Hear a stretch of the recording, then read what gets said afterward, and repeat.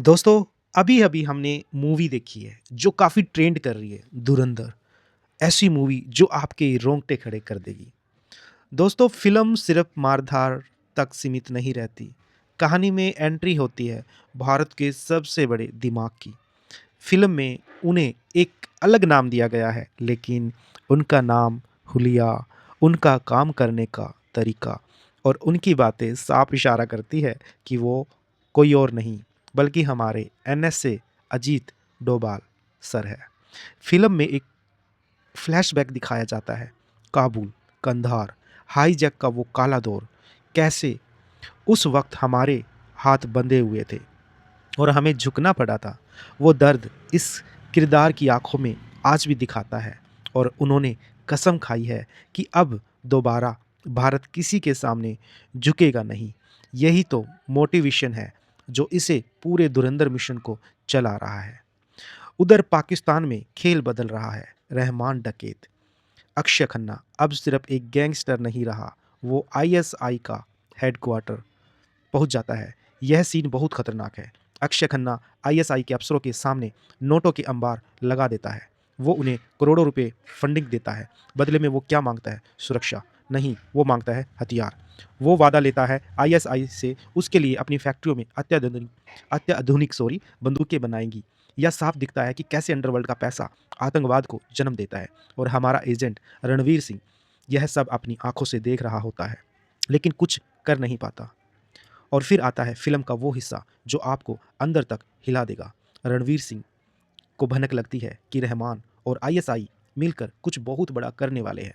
वो कराची के एक गुप्त ठिकाने पर पहुंचता है और वहाँ जो देखता है उसके पैरों तले ज़मीन खिसक जाती है। वहाँ 10-12 लड़के तैयार हो रहे हैं। उन्हें ट्रेनिंग दी जा रही है। जी हाँ, फिल्म में 26/11 मुंबई हमलों की तैयारी को दिखाया गया है। रणवीर समझ जाता है कि ये लड़के समंदर के रास्ते मुंबई जाने वाले हैं। वो अपनी जान पर खेलकर पकड़े जाने के डर के बावजूद यह खुफिया जानकारी भारत भेजता है। वो साफ-साफ बताता है तारीख, रास्ता और इरादा। उसने अपना काम कर दिया था। लेकिन दोस्तों, इतिहास गवाह है और ये फ़िल्म भी यही कड़वा सच दिखाती है। रणवीर सिंह की भेजी हुई वो फ़ाइल, वो चेतावनी भारत के सरकारी दफ़्तरों में कहीं दब जाती है। इसे कहते हैं इंटेलिजेंस फेलियर या आसान भाषा में लापरवाही।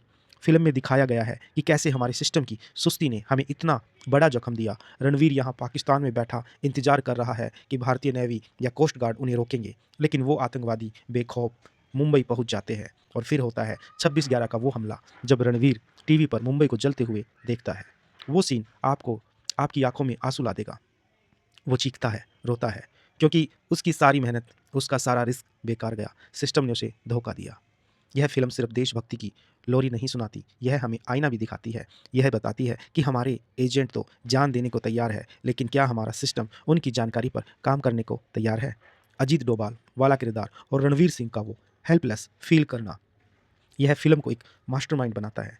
दोस्तों, यह जानना ज़रूरी था कि 26/11 को रोका जा सकता था, अगर उसे वक़्त वो कागज़ सही मेज़ पर पहुँच जाता। आपको क्या लगता है, क्या 26/11 हमारी सुरक्षा एजेंसियों की सबसे बड़ी चूक थी? कमेंट में अपनी राय ज़रूर लिखिए। ट्रेंड कमांडो में है, वो चाहते तो 1 सेकंड में उन तीनों की हड्डी तोड़ सकते थे, लेकिन जैसे ही वो मुट्ठी भींचते हैं, दुकान का मालिक उन्हें आँखों से इशारा करता है, "कुछ मत करना, रुक जाओ।" अगर रणवीर वहाँ फाइटिंग करते, तो सबको पता चल जाता, ये मामूली आदमी नहीं है। फिर क्या? रणवीर चुपचाप खड़े रहते हैं, वो गुंडे उन्हें लातों घूंसों से बुरी तरह पीटते हैं।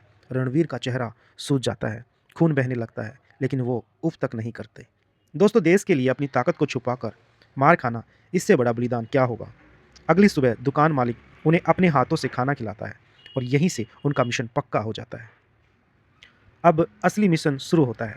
टारगेट है रहमान डकैत, अक्षय खन्ना, जो वहाँ का सबसे बड़ा डॉन है। प्लान के मुताबिक रणवीर सिंह रहमान के घर चल रही एक शादी में वेटर बन जाते हैं। सॉरी, वो रणवीर की फैमिली की शादी नहीं थी, मतलब किसी रिलेशन में थी, रिश्तेदार में थी और उसका बड़ा बेटा और उसका छोटा बेटा उस शादी को अटेंड करने जाते हैं। तभी वहाँ रहमान के दुश्मन बाबू डकैत के 3 शूटर घुस आते हैं। उनका मकसद है अक्षय खन्ना के भाई को मारना। नहीं, सॉरी, भाई नहीं था वो, उनका बड़ा बेटा था। मैं आपको करेक्ट कर देता हूँ। जैसे ही वो गोली चलाने वाले होते हैं, रणवीर अपनी वेटर वाली ट्रे फेंकते हैं और चीते की तरह उन पर झपट पड़ते हैं। उससे पहले वो काफ़ी देर तक इंतज़ार करता है। जैसे ही माहौल उनके अकॉर्डिंग बनता है और वो उन गुंडों का सामना करने लग जाते हैं। यह देखकर अक्षय खन्ना हैरान रह जाता है। उसके बाद जैसे उस बच्चे को वो बचाने की एक्टिंग करता है और उसको लास्ट मोमेंट तक ऐसा दिखाता है कि अगर वो मतलब उसकी जगह पे कोई भी होता तो इतना अच्छा नहीं कर सकता था। और इतनी ज़बरदस्त एक्टिंग की कि जैसे हॉस्पिटल में पहुँचता है उससे पहले ही वो बच्चा मर तो जाता है, लेकिन अक्षय खन्ना की नज़र में और उसकी टीम की नज़र में रणवीर सिंह हीरो बन जाता है। और फिर उसको पैसे के लिए ऑफ़र किया जाता है, पैसों के लिए मना कर देता है, क्योंकि रणवीर का जो मकसद था वो क्या था? उसको उसकी टीम में जाना था, वहाँ से उसको आगे बढ़ना था, देश के लिए कुछ बड़ा मकसद वहाँ से शुरू हो रहा था। कहानी में अब एंट्री होती है भारत में बैठे एक सीनियर ऑफिसर की।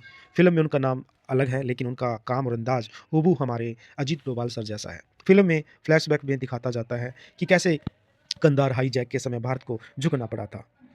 और फिर आता है वो दिन जिसने हर भारतीय को रुला दिया। रणवीर सिंह को पता चलता है कि रहमान और आईएसआई ने मिलकर 10 से 12 लड़कों को तैयार किया है, उन्हें खास ट्रेनिंग दी जा रही है। अब रणवीर जानता है पूरी गन सप्लाई जो हमारे यहाँ पे अर्जुन रामपाल आईएसआई के अंदर होते हैं, उनको सौंपते हैं। जो वो टेंडर था, उनको सप्लाई का देते हैं और वो बदले में उन्हें डॉलर देते हैं। लेकिन यहाँ पर रणवीर अपना एक रोल अदा करता है कि किसी को खबर तक ना हो कि वो एक बलोच है। रणवीर बलोच बनकर रह रहा था यहाँ पर, और ऐसा मकसद जो उसके सामने जो हो रहा था उसको पता था। उसी के बाद वो जहाँ के इंडियन एमएससी है, जो भी है, जो लिंक होते हैं उनके एक सीक्रेट लिंक होते हैं, तो वो इन्फॉर्मेशन वहाँ तक पहुँचती ज़रूर है, लेकिन उस चीज़ को वो वहाँ सीरियसली नहीं लिया जाता। भारत के सरकारी दफ्तरों की लापरवाही की वजह से वो फाइल दब जाती है। दोस्तों, धुरंधर हमें बताती है कि हमारे एजेंट तो अपना काम बेखूबी से करते हैं, लेकिन कभी कभी हमारा सिस्टम उन्हें हरा देता है। फिल्म के आखिरी में रणवीर का वो टूटा हुआ चेहरा आपको सोने नहीं देगा। अगर एक्टिंग की बात करूँ तो रणवीर और अक्षय खन्ना दोनों ने आग लगा दी है। मैं इस फिल्म को दूंगा लगभग 5 में से 4.5 स्टार दे सकता हूँ, क्योंकि सच में एक पल के लिए आपकी नींद भगा देती है ये मूवी। हम जान सके कि हमारी सुरक्षा की कीमत क्या है। आपको इस पर क्या कहना है? क्या 26/11 को रोका जा सकता था? कमेंट में ज़रूर बताइए। उसके बाद वो तीसरी साथी जो एजेंट जिसने मीटिंग अरेंज की थी वो पकड़ा जाता है, और उसके बाद फिल्म में जो दिखाया गया है उसे देखने के लिए पत्थर का कलेजा चाहिए। आईएसआई उस सिर्फ मारती नहीं बल्कि उसे नरक का एहसास कराती है। मूवी में एक सीन है, एक एजेंट के पूरे शरीर पर सिर से लेकर पैर तक मछली पकड़ने वाले जो कांटे होते हैं और धागे लगा दिए जाते हैं। सोचिए, एक जिंदा इंसान के जिस्म में 50 से 60 कांटे गड़े हुए हैं, हर एक हिस्से में, जैसे आंखों के नीचे, माथे पर, ब्रेस्ट पे, गर्दन पर, कानों पे, आंखों में, मतलब हर एक जगह पे उसको टॉर्चर किया जा रहा था। उसका शरीर छलनी कर दिया जाता है, उसका पूरा सिस्टम अंदर से ख़त्म कर दिया जाता है। लेकिन उस जाबाज की हिम्मत देखिए, वो इतना दर्द सहता है, तड़फता है, लेकिन अपनी ज़ुबान नहीं खोलता। वो चाहता तो 1 सेकंड में रणवीर सिंह का नाम बताकर अपनी जान बचा सकता था, लेकिन नहीं, उसने मरना कबूल किया ताकि उसका साथी जिंदा रहे, रणवीर, और देश का मिशन चलता रहे। ये होते हैं हमारे असली धुरंधर। हमारे देश के जासूस ऐसे ही गुमनामी में जीते हैं और ऐसे ही भयानक टॉर्चर सहकर चले जाते हैं। न कोई मेडल, न कोई अखबार में फ़ोटो, न कोई अंतिम संस्कार। आज हम और आप अपने घरों में सुरक्षित हैं, क्योंकि किसी अनजान एजेंट ने पाकिस्तान की किसी अंधेरी कोठरी में अपने जिस्म पर वो कांटे सहे होंगे। दोस्तों, यह फ़िल्म देखने के बाद अगर आपकी आंखों में पानी न आए तो कहना, हमें तो पता भी नहीं चलता कि हमारी आज़ादी की कीमत कौन और कैसे चुका रहा है। फिल्म के अंत में जब क्रेडिट्स चलते हैं तो आप बाहरी मन से थिएटर के बाहर निकलेंगे। रणवीर सिंह और अक्षय खन्ना की एक्टिंग तो ज़बरदस्त है ही, लेकिन उस अनजान एजेंट का बलिदान मेरे दिमाग से नहीं निकल रहा। मैं इस फिल्म को 5 में से 5 स्टार ये मुद्दा सुनने के बाद ज़रूर दूंगा। सिर्फ उसे जज्बे को सलाम करने के लिए आपसे गुजारिश है कि इस वीडियो को शेयर करें, ताकि सबको पता चले कि हमारे रियल लाइफ हीरोज़ क्या क्या सहते हैं। जय हिंद, जय भारत।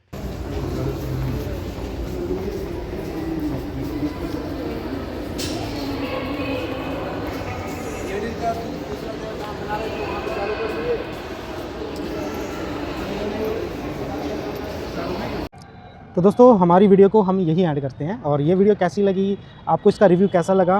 अच्छा लगे तो प्लीज़ इस रिव्यू को लाइक कर देना और अपनी जो राय है वो शेयर कर देना। तो मिलते हैं आपको नेक्स्ट वीडियो में, तब तक के लिए बाय बाय।